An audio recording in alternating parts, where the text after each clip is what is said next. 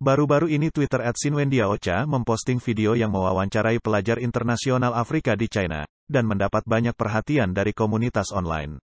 Video tersebut berjudul, Pelajar Afrika yang belajar di Tiongkok atas hibah pemerintah PKT, bepergian ke 17 negara dengan tabungannya. Pelajar Afrika memberitahu pewawancara, di bagian selanjutnya dari video itu mengatakan dia menggunakan tabungannya untuk bepergian ke 17 negara, termasuk Eropa, negara seperti Swedia dan Asia.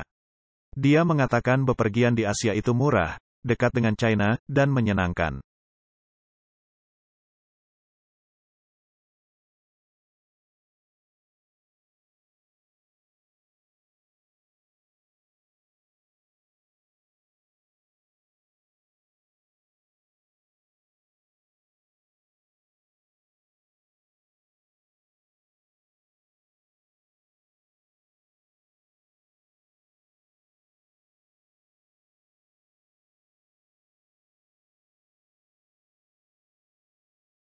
Netizen menulis banyak komentar, seperti, mahasiswa kami hanya memiliki 30 yuan sebulan, $4.50. Di mata PKC, sangat penting mengeluarkan uang untuk membeli status internasional, dan orang hanya bisa melindungi diri mereka sendiri, mereka tidak pernah begitu murah hati kepada orang China. Video lain menyebar online dalam beberapa hari terakhir yang menunjukkan kontradiksi. Video tersebut mewawancarai seorang pelajar miskin di China yang tidak punya uang untuk makan, kelaparan pergi ke sekolah. Catatan videografer, karena pendapatan keluarga tidak seberapa dan beban biaya pendidikan kadang tidak cukup untuk membayar biaya sekolahnya, gadis ini memakai celana yang dia kenakan dari sekolah dasar. Catatan videografer, prestasi akademik yang luar biasa dari gadis ini adalah fokus pelatihan sekolah.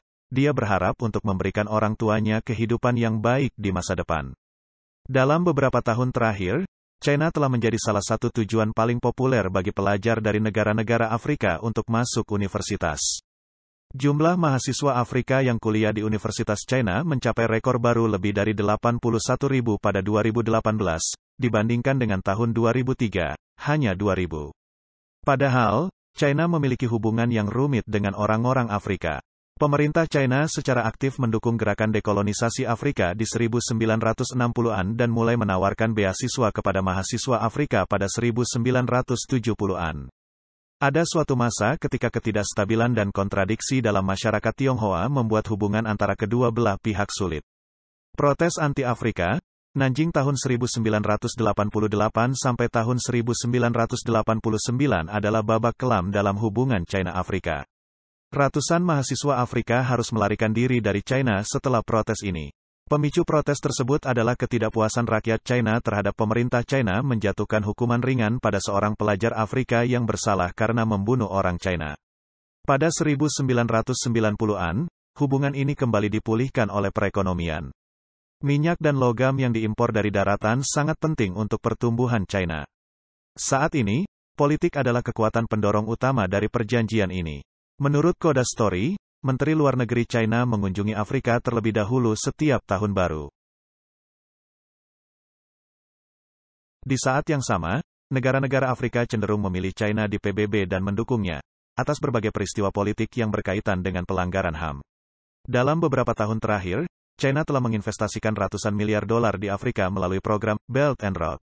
Menurut sebuah laporan oleh SAIS China Africa Research Initiative, sebuah organisasi berbasis di Sekolah Universitas Johns Hopkins, arus masuk investasi asing langsung, FDI, tahunan China ke Afrika terus meningkat sejak 2003.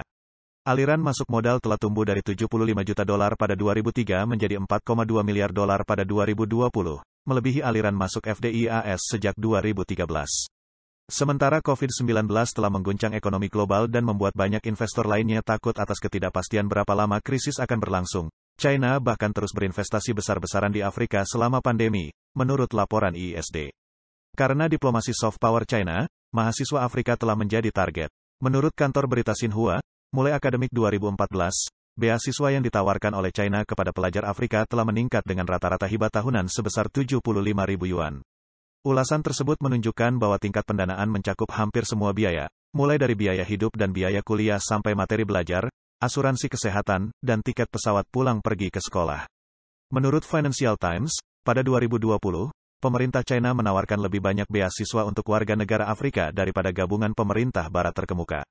Menurut media yang dikelola pemerintah, survei McKinsey 2017 tentang operasi 1000 bisnis orang China di Afrika menemukan bahwa 2 dari 3 karyawan Afrika yang bekerja di perusahaan China telah menerima pendidikan tinggi di China. Emmanuel, alias dari pedesaan Tanzania, saat ini menjadi mahasiswa doktoral di Universitas Wuhan. Dia menceritakan kisahnya kepada Koda Story. Emmanuel diberikan beasiswa ke China 9 tahun lalu saat bekerja sebagai sekretaris junior di kantor istri Presiden Tanzania. Tanzania adalah salah satu tempat pertama yang dikunjungi Presiden Xi Jinping setelah menjadi presiden pada 2013.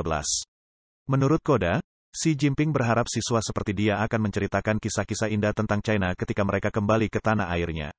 Ketika pelajar datang ke China, mereka harus mengambil kursus budaya dan bahasa China di tahun pertama. Ketika Emmanuel tiba 2014, dia mengambil pelajaran tentang impian China dari Xi Jinping. Ini adalah kisah kemajuan dan perkembangan di bawah kepemimpinan Partai Komunis China setelah mengalami banyak pasang surut di China selama hampir 9 tahun. Emmanuel mengatakan kepada Koda, paling siswa di sini hanya mengatakan, saya harus lulus dan pulang ke rumah, saya tidak akan pernah bisa kembali ke China. China adalah untuk orang China.